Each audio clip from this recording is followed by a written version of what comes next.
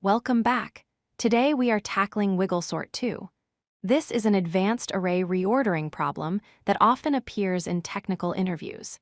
It builds upon basic sorting concepts, but introduces specific constraints that make it a fascinating challenge. So, what exactly does it mean to wiggle sort an array? The goal is to reorder the numbers so they follow a strict wave pattern: small, large, small, large. Mathematically, the first number must be strictly less than the second strictly greater than the third, and so on. The key here is strict inequality. Adjacent numbers cannot be equal. Let's look at a concrete example. On the left, we have a random input array. After applying wiggle sort, look at the result on the right. Notice how the heights of the bars alternate: low, high, low, high. This peak and valley structure is exactly what we are aiming for. The most intuitive way to solve this is to start by sorting the array. Once sorted, we can better control where each number goes. We split the sorted array right down the middle into two halves, a smaller half and a larger half. But simply joining them won't work. We need to carefully interleave them.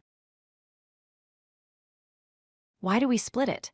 Because if we take one number from the small bucket and place it next to a number from the large bucket, we guarantee a difference in value. This sets us up perfectly to create that up-down pattern we need. Now for the placement strategy. We map the small half to the even indices, or the valleys, of our result array. We map the large half to the odd indices, or the peaks. This ensures every peak is surrounded by valleys. However, there is a catch.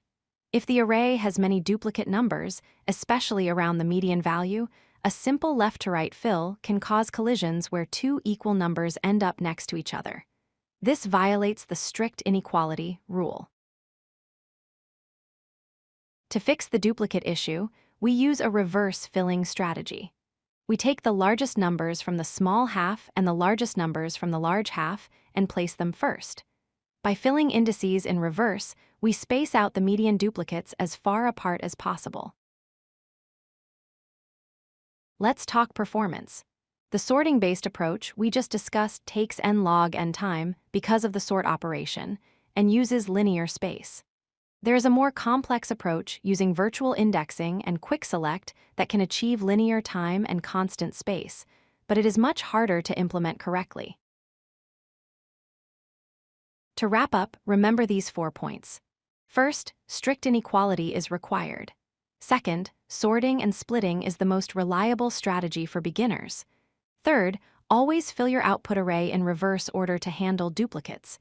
And finally, map small numbers to even indices and large numbers to odd indices. If you like this video, hit that like button and don't forget to subscribe. Visit codelucky.com for more such useful content.